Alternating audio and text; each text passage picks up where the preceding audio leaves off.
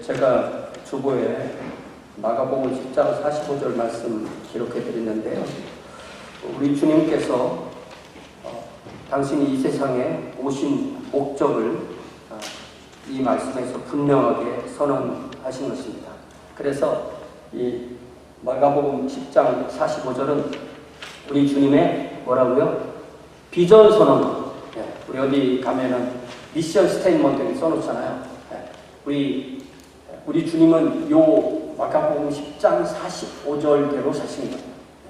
그러면 우리 주님을 우리가 주님으로 믿고 따른다는 얘기는 주님의 미션 스테이트먼트가 나의 미션 스테이트먼트가 된다는 뜻입니다. 믿습니까? 그건 주님께서 가시는 길이고요. 저는 다른 길을 가려요. 그거 아니죠. 주님의 미션 스테이트먼트가 나의 미션 스테이트먼트가 되어야 되는 줄 믿습니다. 자, 그렇다면은 우리 한번 소리내서 한번 이 말씀 같이 읽어보겠습니다. 시작. 인자가 온 것은 섬김을 받으려 함이 아니라 도리어 섬기려 하고 자기 목숨을 많은 사람의 대속물로 주려 함이라. 그러니까 두 가지죠.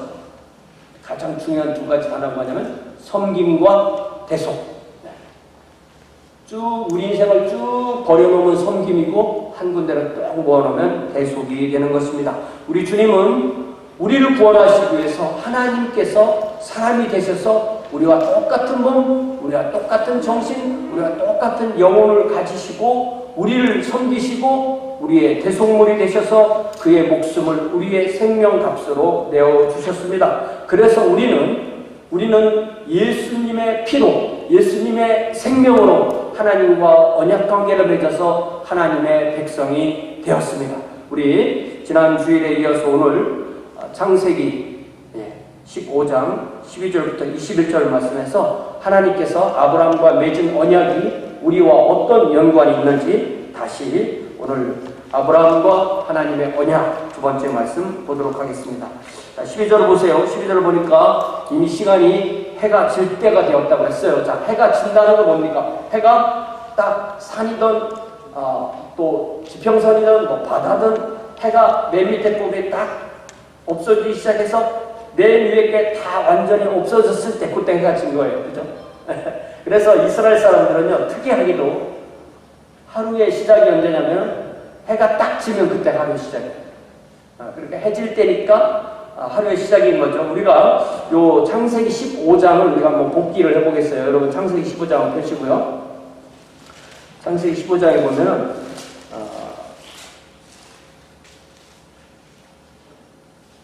1절에서 환상 중에 여호와의 말씀이 아브라함에게 임하셨는데 아마 이때 아브라함은 장막 안에 있어 기도를 하든지 혼자 있었던 거예요. 그랬을 때 아브라함은 하나님께서 자기에게 약속하신 자식을 주지 않았기 때문에 내가 내 집에서 태어나서 내가 기른 종 다메섹 출신 엘리에셀 하나님의 도움이니까 이 사람을 나의 양자로 들여서 내 후사로 삼겠습니다 라고 하나님께 말씀을 드려요.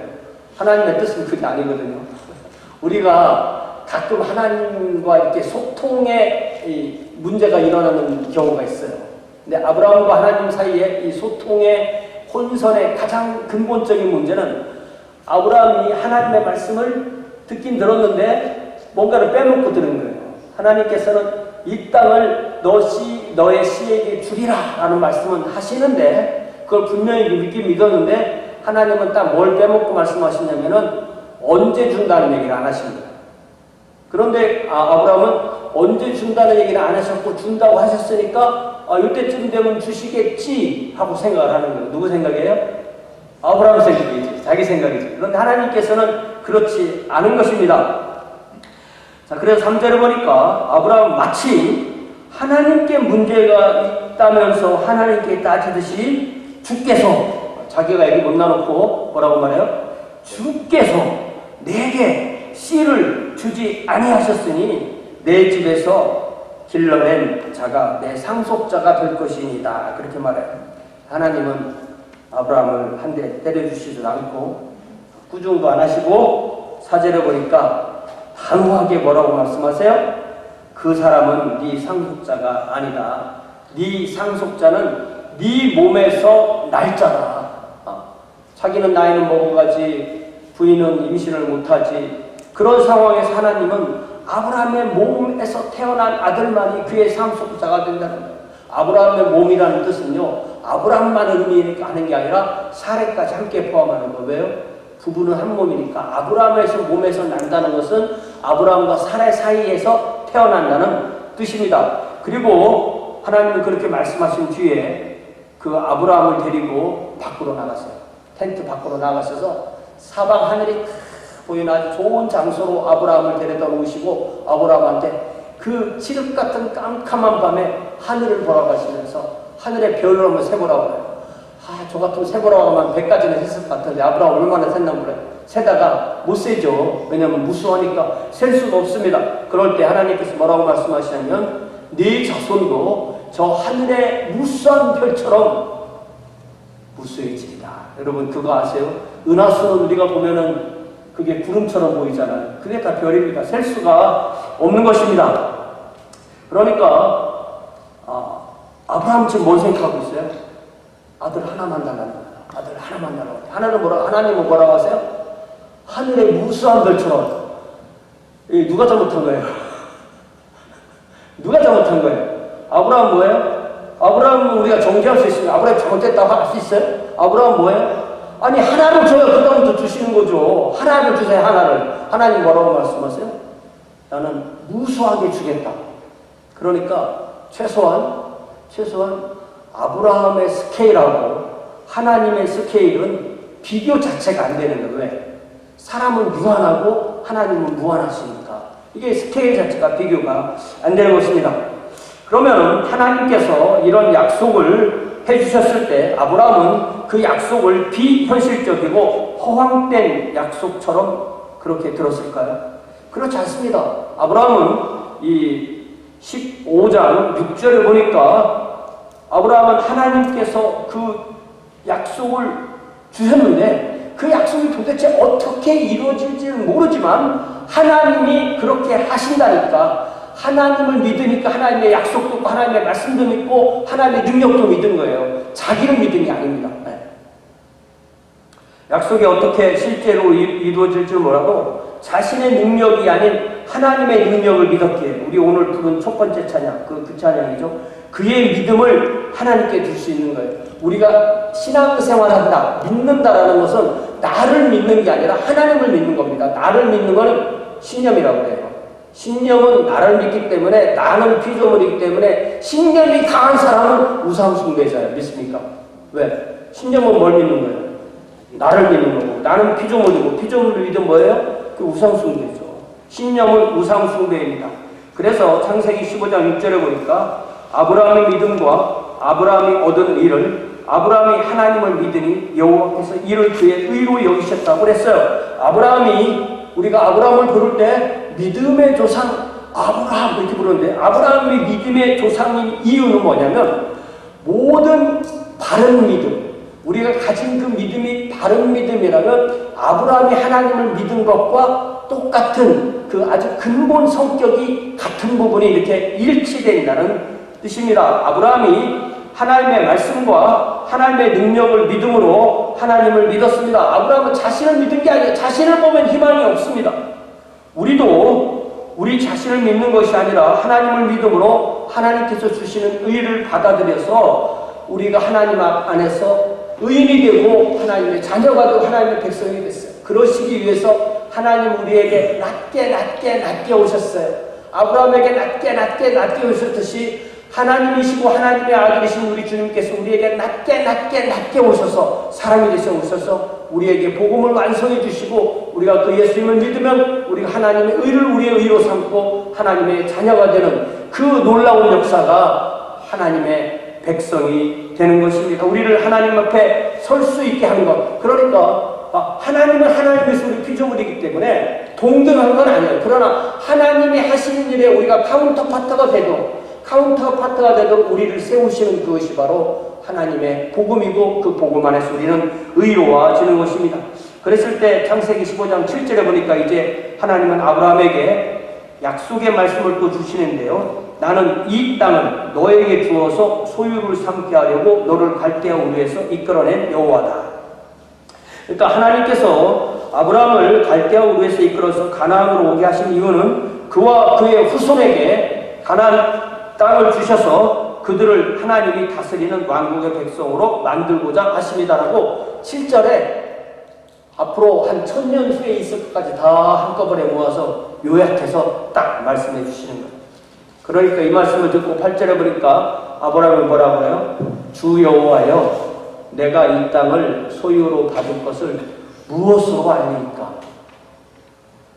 뭐라고 하는 거냐면 아브라함이 말로만 끝나는 게 아니라 그 말한 것을 의식으로 거행합시다. 계약을 맺읍시다. 이렇게 말합니다.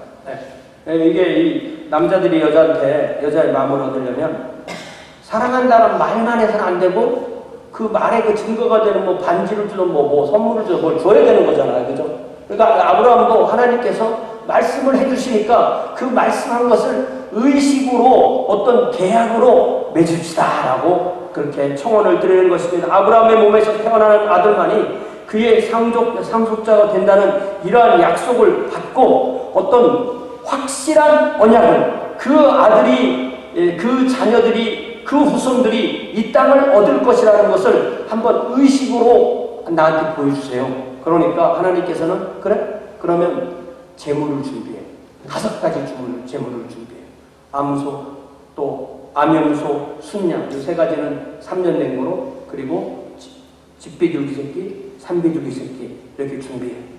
그래서 아마 그게 그 밤에 어디서 이렇게 말씀으로 이렇게 듣고 그런 대화가 이루어진 거예요. 그래서 이제 날이 밝았겠죠. 날이 밝아서 아브라함은 하나님이 말씀하신 이 5가지 희생제물을 준비해서 언약을 세배할 만반의 준비를 마칩니다. 10절을 보니까 아브라함이 그 모든 것을 가져다가 그 중간을 쪼갠 것을 마주대하여 벌려놓고, 새는 이제 작으니까 이렇게 벌려만 놨지 완전히 찢진 않았다는 뜻이에요. 이게 무슨 말이냐면은 그 희생제물이 5가지잖아요. 그 5가지 살아있는 동물이 이렇게 쪼개면 반드시 있는 일이 2가지가 있는데 하나는 뭐냐면 피를 흘리는 거고 하나는 죽는 거예요. 그죠? 그러니까 그것이 희생제물이 되는 것입니다. 이렇게 피를 흘리고 죽은 이 5가지 희생제물은 저와 여러분을 죄와 사망과 지옥의 권세에서 이겨내신 우리 주님 예수 그리스도의 대속적 죽으심을 상징하는, 그것을 미리 보는 그런 구약의 무수한 제물 중에 하나인데, 이것은 하나님과 아브라함 사이에 이 언약을 맺을 때 희생된 이 5가지 제물이 되는 것입니다. 이렇게 이제 아마 이 준비를 부지런히 이제 오전에 하고 한낮에 하고 다 준비를 맞춰놓고 이제 아브라함은 하나님 오시길 기다리는 거죠. 한낮이 지나고 오후가 돼도 아브라함이 기다리는 하나님을 오시지 않고 대신 아브라함이 준비한 희생제물이 자기네 밥인 줄 알고 하늘에서 맹금류들이 뱅뱅 돌다가 자꾸 내려오는 거예요. 근데 아브라함은 어제 밤새 또 하나님하고 얘기했잖아요. 오늘도 아침에는 준비했잖아요. 한낮 동안 또 하나님 기다리고 있잖아요. 얼마나 졸리고 얼마나 피곤할 것 같아요. 졸음과 피곤과 싸우는 아브라함을 괴롭히는 맹금류를 아브라함 정신을 바짝 차리고 쫓아가면서 하나님이 임하시기를 기다리는 것입니다. 이제 그렇게 해서 이제 12절에 온 거예요. 해질 때쯤에 다시, 그러니까 거의 하루가 지나간 거예요. 해질 때쯤에 아주 다시 이제 하루가 끝나고 새로운 하루가 시작되는, 주변에 어둠이 막 이제 임할 그때 아브라함은 전날부터 계속된 이 모든 과정에서 거의 탈진할 정도로 그렇게 돼서 어떻게 됐어요? 12절 보니까 깊은 잠에 임했다. 아주 깊은 잠에 빠져들인 거예요. 그런데 어느 순간에 팍 깨고 보니까 주변은 캄캄해지는데 자기도 모르는 어떤 큰 흑암과 두려움이 그에게 임하는 거예요. 단지 밤이 깊기 때문이 아니라 아브라함이 그렇게 기다리던 하나님의 임재, 하나님의 임재 후에 있을 언약의 체결 시간이 되었다라는 것을 알았기 때문에 그런 영적인 그런 느낌, 그런 분위기를 아브라함이 체험한 것을 요 12절에 그렇게 기록한 거예요. 오늘 우리 찬양단의 3번째 부른 그 찬양이 임재죠.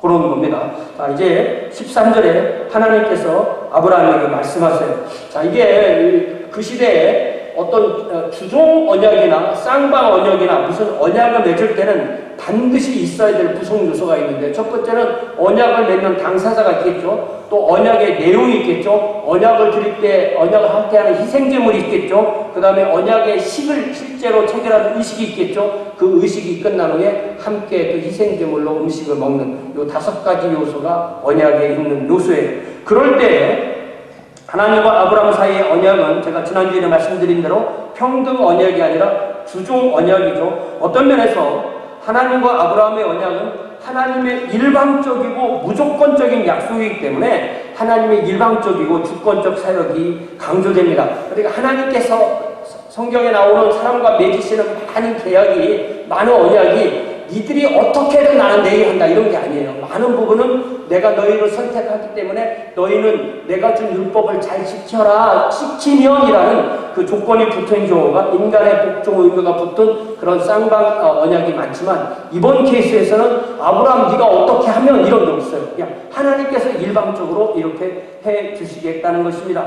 그러면서 하나님께서 아브라함과 이 의식을 거행할 때, 이제 어떤 의식을 거행하기 전에 이 의식 안에 포함되는 내용이 있다. 그러니까 7절에서 하나님께서 내가 이 땅을 너희 후손에게 주겠다 하실 때 그 내용을 다시 13절에서 16절까지 하나님께서 그것을 말씀으로 아브라함에게 선포해 주시는 거예요. 그러니까 우리가 맺는 이 언약의 의식은 이 말씀의 내용을 포함하는 거야. 이 말씀을 상징화하는 거야 라고 말씀해 주시는 거예요. 그러면서 하나님께서 아브라함에게 그것이 얼마나 중요하면은 13절에 여호와께서 아브라함에게 이르시되 뭐라고 말씀하셨어요?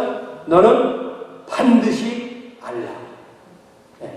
여러분, 이게 언약을 하는 거거든요. 근데 왜 성경을 뭐라고 불러요?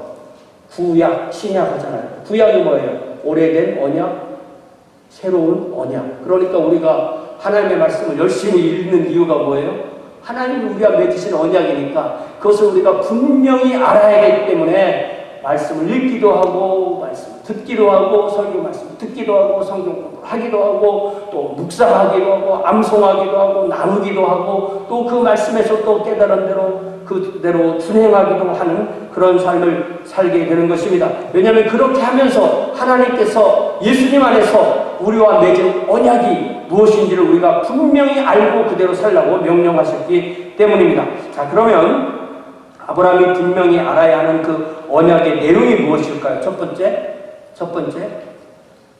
너의 자손이 이방에서 객이되어 그들을 섬기겠고, 이렇게 되죠. 네. 그러니까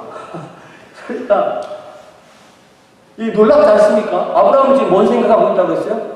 아들 하나 달라는 거, 아브라함은. 근데 하나님은 뭔 얘기하세요? 뚝 떼어서 어디 얘기하는 거냐면, 이게 창세기 마지막 48장, 49장, 50장 여기 하시는 거예요. 그럼 뭘 빼먹고 얘기하시는 거예요? 이삭을 낳고, 이삭이 야곱을 낳고, 야곱이 또 결혼해서 또 자녀가 12이 되고, 그의 집안 남자가 총 75명이 되고, 그 75명이 함께 이집트로 내려가는 그 얘기부터 하시는 거예요. 네 자손이 이방에서 객이 돼요. 처음엔 객이 되고, 그 다음 노예가 됐잖아요. 하나님이 일부러 아브라함에게 이상 얘기를 안 하시는 것 같아요. 아니, 우리가 순서대로 생각하면 네가 조금 있으면 네가 100살 되면 아들을 낳을 거거든? 이 얘기 해 주실 수 있겠어요? 못 해 주시겠어요? 안 하시는 거예요. 왜 안 하실까? 하나님은 그 신앙 훈련을 통해서 아브라함을 믿음의 조상 아브라함, 하나님의 법 아브라함, 그렇게 만드시기 위해서 하나님은 아브라함을 그렇게 훈련시키는 줄로 믿습니다. 자, 그래서 네 자손이 이방에서 객이 되어 그들을 섬기겠고, 그 다음에 그들은 몇 년 동안? 400년 동안 내 자손을 괴롭힐 것이다. 그러니까 이 이야기는 창세기 15장, 지금 여기부터 창세기 50장까지, 출애굽기 1장, 2장까지 쭉 연결되는 요약의 말씀이라고 그렇게 믿습니다. 자, 그러면 우리는 성경의 내용을 쭉 다 알으니까 먼 거리에서 파노라마 식으로 이렇게 쫙 지나가는 걸 알아니까 그렇지, 아브라함은 이 말씀을 듣고 얼마나 이해를 했을까요? 아직 자식이 하나도 없는데 너희 자손이 이방의 나라에 가서 계기 된다, 이런 얘기를 해주시니까 아브라함은 아마 우리가 이해하는 것만큼 이해하지 못했을 수도 있는 거예요. 그러면서 14절에는 그들이 섬기는 나라를 내가 징벌할지며 그 후에 내 자손이 큰 재물을 이끌고 나오리라. 이거는 이제 창세기, 출애굽기 한 1장부터 15장까지를 미리 말씀해 주시는 걸, 그죠? 그리고 15절을 보니까 이제 하나님은 갑자기 이제 아브라함 얘기로 돌아오세요.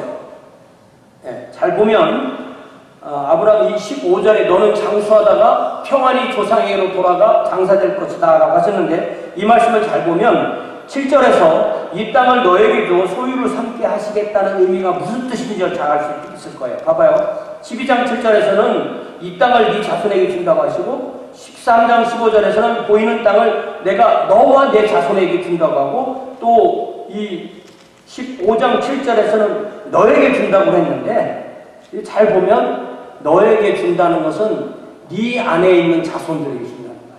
왜냐하면 아브라함은 죽을 때까지 자기 부인하고 자기가 죽은 그 무덤밖에 산 게 없거든요. 그러니까 아브라함의 후손들에게 하신 말씀이 그에게 주어진, 그러니까 이건 뭐냐면 약속과 실현이에요. 뭐라고요? 약속과 실현. 그러니까 아브라함은 약속은 받았지만 실현은 못 본 거예요. 그러니까 우리의 믿음이라는 건 뭐냐면요, 지금 우리가 그래서 천국을 누리지만 우리가 아직 천국에 가지 않았잖아요. 그러니까 그 천국을 우리가 갈 거라는 걸 이것을 믿는 거예요. 그게 바로 약속과 실현의 문제인 겁니다. 그래서 너는 장수하다가 평안히 조상에게로 돌아가 장세될 것이다, 이렇게 말씀하셨죠. 굳이 하나님은 이상 얘기를 안 하는 거예요. 그러니까 자손 얘기했는데 그러면은 그 자손은 어떻게 생겨요? 잘 생각해보면 아브라함이 자식을 낳아서 생기는 거잖아. 근데 그 부분에 딱 과부쳐서 얘기를 안 해주시는 거예요. 자, 그런데 우리 잘 생각해봐요. 장수하다가 평안히 조상에게로 죽는다, 장사된다, 조상에게로 돌아간다고 했는데 아브라함이 몇 살 살았냐면 25장 7절에 보면은 175세를 살았어요. 175세. 한번 따져봅시다. 아브라함이 이삭을 낳을 때가 몇 살 때예요? 100살. 이삭이 결혼할 때가 40살. 이삭이 리브가와 사이에서 야곱과 에서를 낳을 때가 60살. 그러면 아브라함이 아들을 봤을 때가 100살, 손자를 봤을 때가 몇 살이에요? 160살. 그러면 아브라함은 손자를 보고 몇 년 더 사는 거예요? 15년 더 사는 거예요. 제 계산이 틀렸어요? 맞았어요? 여러분 히브리서를 보면요, 히브리서 11장 9절에 보면은 믿음으로 아브라함이 이방의 땅에 있는 것 같이 약속의 땅에 거류하며 동일한 약속을 유업으로 받은 이삭 및 야곱과 더불어 장막에 거했다 그랬어요. 그러니까 아브라함이 100살 이후부터 누구랑 사는 거예요? 아들하고 사는 거예요. 그리고 160살 이후에 누구하고 사는 거예요? 손자하고 사는 거예요.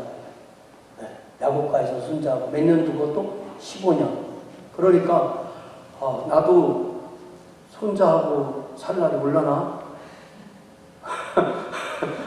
그런 생각 여러분 해도 됩니다. 우리 손자가 결혼해서 백인할 날이 올라나? 그런 생각 해도 됩니다. 우리 윤정옥 권사님 손녀 결혼했죠. 우리 그런 일을 본다고요. 그러니까 아브라함도 175살을 살자고 하니까 그렇게 됐고, 그래서 히브리서에는 아브라함이 이삭과 야곱과 함께 장막에 거했다 됐어요. 자, 16절. 여러분 16절. 내 자손은 4대 만에 이 땅으로 돌아온다. 아까는 400년이라고 했잖아요. 지금 얼마 만이라고 그래요? 4대라고 그랬죠. 그러니까 우리가 오늘날 한 제너레이션 그러면 부지런한 사람들이 20년입니다. 제너레이션 알죠? 20에 결혼하고 내 자녀가 20에 결혼하면 내가 40에 할아버지 되는 거예요. 부지런한 집들은. 그런데 좀 보통은 30년.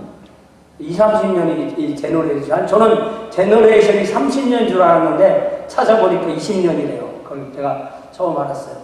그런데 이때의 제너레이션이 몇 년이에요, 그게? 한 제너레이션이 100년인 거예요. 그러니까 오늘날의 제너레이션 가지고 성경을 보고 왜 4대인데 400년이냐, 성경이 틀렸다 그러면 돼요, 안 돼요? 그때의 제너레이션을 봐야지. 그렇게 우리가 이해를 할 수가 있습니다. 근데 또 잘 생각해 보면요, 아브라함은 지금 너부터 400년 후에 온다는 얘기가 아니에요. 아브라함부터 모세까지가 벌써 600년이에요. 그죠? 아브라함부터 모세까지의 시간이 600년이에요. 그러니까 벌써 200년 더하기 400년에서 600년이 되는 거예요. 그죠? 그러니까 실제로는 400년이지만 이집트에서 있는 횟수를 다 따지면 430년인데 400년이라고 보통 얘기를 하니까 400년이지만 아브라함부터 보면 600년이 되는 것입니다. 그러니까 이 16절 말씀이 이루어지는 것은 창세기도 지나고 출애굽기도 지나고 레위기도 지나고 민수기도 지나고 신명기도 지나고 언제? 여호수아, 우리가 최근에 읽은 여호수아 때 이 16절 말씀이 이루어지는데 이게 그러니까 600년이라는 것이 아브라함은 2000년, 여호수아는 1400년이기 때문에 이게 그렇게 되는 것입니다. 자, 그러면서 왜 내가 너에게 이 땅을 너와 내 자손에게 주리라고 했지만 그게 실제로 이루어지는 것은 600년 후에 준다. 왜 그때 주냐는 얘기가 근거가 여기 16절에 있는 거예요. 왜냐하면 이는 아모리 족속의 죄악이 아직 가득 차지 않았기 때문이다. 그러니까 600년 동안 한 사람 아브라함에서 이스라엘은 200만이라는 사람이 되는 거예요. 그런데 그들은 처음에는 객이 됐다가 그 다음 노예가 됐다가 노예에서 나와서 그들이 가나안 땅으로 들어올 때쯤 되면 지금 하나님이 아모리 족속을 다 멸망시키면 그들의 죄악이 하나님이 그들을 멸망시킬 만큼까지는 아니에요. 그러나 600년 후에는 그들의 죄가 이미 꽉 찬다. 네. For the sin of the Amorites has not yet reached its full measure. 네. 그때 full measure가 될 때가 그 600년에 딱 맞는다는 거예요. 그렇기 때문에 하나님께서 이스라엘을 이집트에서 구원하면서 이집트를 심판하시지만 이스라엘이 또 가나안으로 들어가면서 그 아모리 족속으로 대표되는 가나안 10족속을 심판하겠다라는 의미가 되는 것입니다. 자, 우리가 여호수아를 읽다 보면요, 좀 불편한 게 있어요. 막 샥 그런 얘기 너무 많이 나와요. 그러면 우리는 그렇게 하나님 앞에 죽을 존재가 아니에요. 우리도 예수님이 아니라면 그렇게 죽을 존재고 죽었던 존재인 것입니다. 하나님께서 이 아모리 족속, 멜기세덱도 여기 예루살렘 사람이잖아요. 예, 그 사람들에게 600년 후에 그들을 심판하신다는 얘기는 어떤 면에서 600년의 구원의 기회를 연장하신 것이라고도 볼 수 있습니다. 이렇게 가나안의 10족속만 멸절받아야 할 심판의 대상이 아니고 우리 모두가 가나안 족속처럼 죽어야 될 존재라는 사실을 우리가 분명히 알아야 되겠습니다. 자, 이제 17절 봅시다. 17절이 뭐냐면요, 이제 하나님과 아브라함이 언약을 맺기 위해서 그동안 언약의 내용에 대해서 그들의 자녀들이 600년 후까지 어떻게 될 건지를 언약의 내용, 내가 그걸 어떻게 알아요? 그러니까 그 언약의 기본을 내용을 쭉 얘기해 주시고 이제는 언약식을 거해가는 거예요. 의식, 예, 세레모니, 예, 리추얼. 뭐 결혼식 하면은 결혼식 했다고 부부가 되는 게 아니라 부부가 됐으니까 결혼하는 거잖아요. 예. 그러니까 내용을 이제 의식으로 하는 건데 17절 같이 읽어봐요. 시작.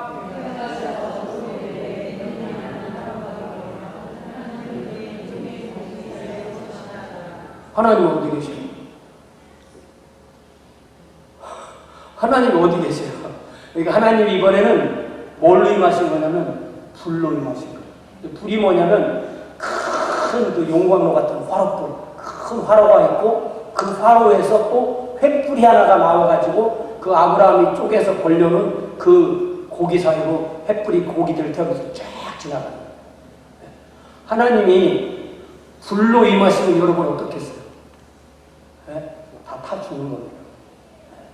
그러니까 이 구약의 많은 희생제물이 불로 하나님께 드리는 거예요. 시내산에 출애굽기 19장에 보면 시내산에 하나님께서 임하셨을 때는 아예 그냥 온 산에 구름이 가득하고 불이 있었다고 거기에 그렇게 출애굽기 19장에 나오게 되는 것입니다. 시내산에 연기가 자욱하니 여호와께서 불 가운데 거기 강림하시니라.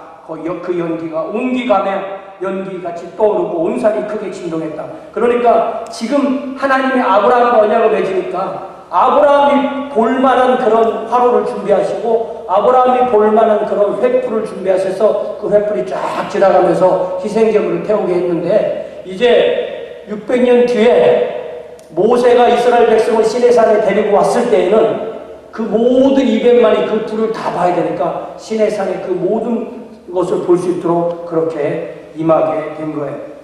그러니까 화로에서 나온 이 불붙은 횃불이 아브라함이 쪽에서 양쪽으로 벌려놓은 그 암소, 암염소, 순양, 산비둘기, 집비둘기 사이를 쫙 지나가면서 하나님께서 그 희생제물을 불태우심으로 아브라함이 드린 희생제물을 하나님이 받으시고 언약이 체결됐다라는 것을 보여주시는 거예요. 자, 그러면 아브라함 뭐 했을까요? 횃불이 쫙 지나가면 막 그 뒤따라갔을까요? 그렇게 했을 것 같아요? 안 했을 것 같아요? 왜냐하면 언약을 하면 사람들끼리 하나님 앞에서 언약을 하면은 그 언약의 당사자들이 함께 지나가거든요.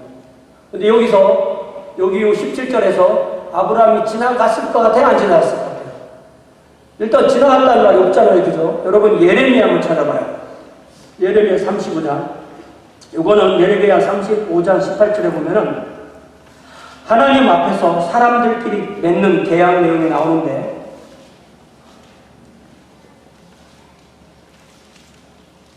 예레미야 35장 18절 송아지를 불로 쪼개고 그 두 조각 사이로 지나매 이들이 내 앞에서 언약을 맺었으나 그 말을 실행하지 아니하여 내 계약을 어긴 그들을 이렇게 돼 있어요. 이게 무슨 얘기냐면은 시드기야 왕 시절에 유대인들이 하나님 앞에 회개하고 우리가 유대인을 노예로 삼은 것을 우리가 이제는 회개하고 그들을 더 이상 노예로 삼지 않고 자유인으로 풀어줄게요 하고 그 언약을 맺은 거예요. 주인과 노예가 같이 하나님 앞에서. 그랬다가 갑자기 마음을 바꿔서 또 붙잡아다가 그들을 노예로 삼은 거예요. 그러니까 하나님께서 니들이 그 언약을 포기했으니까 나도 너희들을 심판하겠다. 그런 말씀이거든요. 그러니까 언약을 하나님 앞에서 사람들이 언약을 맺을 때는 그렇게 짐승을 벌려놓고 둘이 그 사이를 지나가는 거예요. 그 뜻은 뭐냐면 너나 나나 만약에 그 언약을 안 지키면 요 죽은 짐승처럼 네가 하나님 앞에 심판을 받아 죽는다. 그러니까 하나님께서 내가 그 언약을 안 지킨 너희들을 심판하겠다. 그런 말씀이에요. 그러니까 사람끼리 맺는 언약도 하나님의 언약이 왜? 하나님 앞에서 맺는 거니까. 그래서 하나님께서 심판하시는 거예요. 근데 저는 요 15장 17절에서 아브라함은 하나님 뒤를 따라갔다고 저는 그렇게 생각하지 않아요. 그런 말씀 일단 없으니까. 그리고 이건 하나님의 일방적인 언약이기 때문에 아브라함은 그 자리에 참여하는 것으로 언약의 수혜자가 됐다고 저는 그렇게 믿습니다.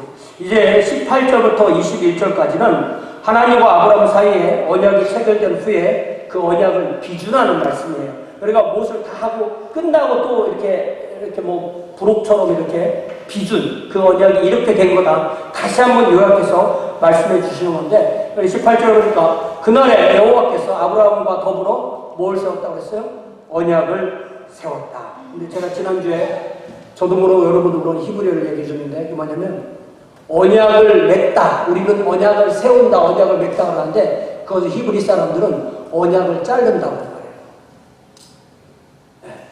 언약을 자른다. 언약을 자른다. 자른다는 말이 카라트인데 카라트 베리트 이렇게 말해요. 우리는 언약을 세운다 그러지 그 사람들은 언약을 자른다고 해. 언약을 하려면 반드시 희생제물을 잘라놔야 되니까. 그래서 그 언약을 그대로 지키지 않으면 네가 잘라져. 이런 뜻이 되는 것입니다. 이만큼 하나님께서 아브라함에게 세우신 이 주권적인 일방적 언약의 체결이 얼마나 엄숙한지 우리가 알 수 있죠. 그러면서 다시 지금까지 하신 말씀을 요약해서 내가 이 땅을 애굽 강에서부터 큰 강 유브라데까지 네 자손에게 준다 이렇게 되어 있어요. 애굽 강이니까 나일강 생각하는 나일강 아닙니다. 이 시내반도 밑에 가면은 이 수에즈나 그쪽으로 가면은 그러니까 수에즈가 아니라 이집트에 가까이 가면 이집트 시내라는 냇물이 있어요. 그거를 애국강이라고 불렀어요. 그리고 유프라테스 강 그러니까 유프라테스가 하류 뭐 이라크까지 준다 이런 말이 아닙니다. 유프라테스가 상류를 말해요. 그러니까 가장 남쪽은 이집트 시내, 가장 북쪽은 유프라테스강 상류. 유프라테스강 상류는 터키예요. 그러니까 여기까지가 원래 하나님이 이스라엘에 약속하신 땅이에요. 그래서 이 땅이 온전히 이루어질 때는 모세 때도 아니고 여호수아 때도 아니고 한참 뒤에 다윗과 솔로몬 때가 이루어집니다. 그러니까 이 18절 말씀이 온전히 이루어지는 것은 1000년 뒤에 될 말씀을 해 주시는 것입니다. 그리고 19절부터 21절까지는 저도 모르고 여러분도 모르는 열족속이 나와요. 물론 제가 뭐 색을 찾아서 열심히 연구해서 여러분에게 알려주면 알려줄 수 있는 거지만 큰 의미는 없는 것 같아요. 일단은 그 땅 안에 사는 족속을 대표로 열족속을 해놨어요. 그리고 또 여호수아가 들어가서 할 때는 주로 저기에서 셋을 빼고 7족속 이렇게 보통 됩니다. 자, 그래서 19 겐족속, 그니스족속, 감몬족속, 20 헷족속, 브리스족속, 르바족속, 21 아모리 족속, 가나안 족속, 기르가스 족속, 여부스 족속. 이렇게 특별히 아모리 족속이 대표가 되기도 하고 가나안 족속이 대표가 되기도 하고 그렇게 되는 거죠. 자, 이제 여러분 베드로전서를 한번 찾아보세요. 베드로전서 1장 18절을 찾아보면은 여러분이 성경을 볼 때 복음서도 보고 구약도 보고 사도 바울 서신도 보고 요한 서신도 보고 야고보도 보고 베드로도 보고 이렇게 여러 책을 봐야 되는 이유가 누가 한 말이든 다 맞춰보면 같은 말이니까. 베드로전서 1장 18절 다 같이 찾아보세요. 베드로전서 1장 18절 우리가 어떻게 대속함을 받았는가를 18절 19절에서 되어 있는데 같이 18절 19절 소리내서 멋있게 한번 읽어봅시다. 시작. 너희가 알거니와 너희 조상이 물려준 헛된 행실에서 대속함을 받은 것은 은이나 금같이 없어질 것으로 된 것이 아니요 오직 흠없고 점없는 어린 양 같은 그리스도의 보배로운 피로 된 것이냐. 은이나 금같이 우리가 옛날에 그랬던 찬송이잖아요. 은이나 금이 뭔 줄 아세요? 이게 오늘날로 말하는 게 뭔 말이에요? 돈이라는 거예요. 돈. 그때는 은과 금을 돈으로 쓴 거잖아요. 그러니까 돈으로는 단 한 사람도 하나님 앞에 의롭다고 할 수가 없다는 거예요. 왜? 이 세상에 돈을 다 모아도 지금 이 세상에 있는 돈을 다 모은 걸 계산하는 사람이 있나 모르겠어요. 얼마인지. 그걸 다 모아도 한 사람을 하나님 앞에서 의롭다고 세울 만한 돈의 값어치가 안 돼요. 왜? 이 세상의 돈을 오수영에서 한번 물어볼게요. 이 세상의 돈을 다 모으면 유한해, 무한해? 네? 무한할 것 같지만 유한이지. 네. 유한해요. 그러나 한 사람의 생명값은 어때요? 무한해요. 그러면 예수 그리스도의 흠없고 점없는 어린 양 같은 보배로운 피의 값은 유한해요, 무한해요? 무한하대요. 그렇기 때문에 무한하신 우리 주님의 그 피의 값으로 저와 여러분의 생명을 사시는 것입니다. 이것이 바로 사도 베드로가 말씀해 놓으신 거예요. 그러니까 오늘 우리가 아브라함이 하나님과 맺는 그 언약 안에서 우리가 생각할 때는 뭐 암염소, 뭐 암소, 뭐 숫송아지 죽은 게 뭐야 우리가 무슨 상관인 것 같지만 그 희생 제물이 곧 우리를 위해서 십자가에서 그 생명을 내려놓으신 우리 주님의 생명을 상징하는 것이고 기다리는 것이 되는 것입니다. 우리가 이 말씀을 조금만 묵상해 보면 하나님이 우리를 예수 안에서 구원하신 언약이 우리의 생명이 하나님 앞에서 우리가 예수 안에서 다시 받은 그 생명이 얼마나 소중한 예수님의 값을 치르고 우리를 샀기 때문에 우리의 가치가 예수님의 생명값처럼 그렇게 소중한 값이 되었다는 것을 다시 한번 깨닫게 되는 것입니다.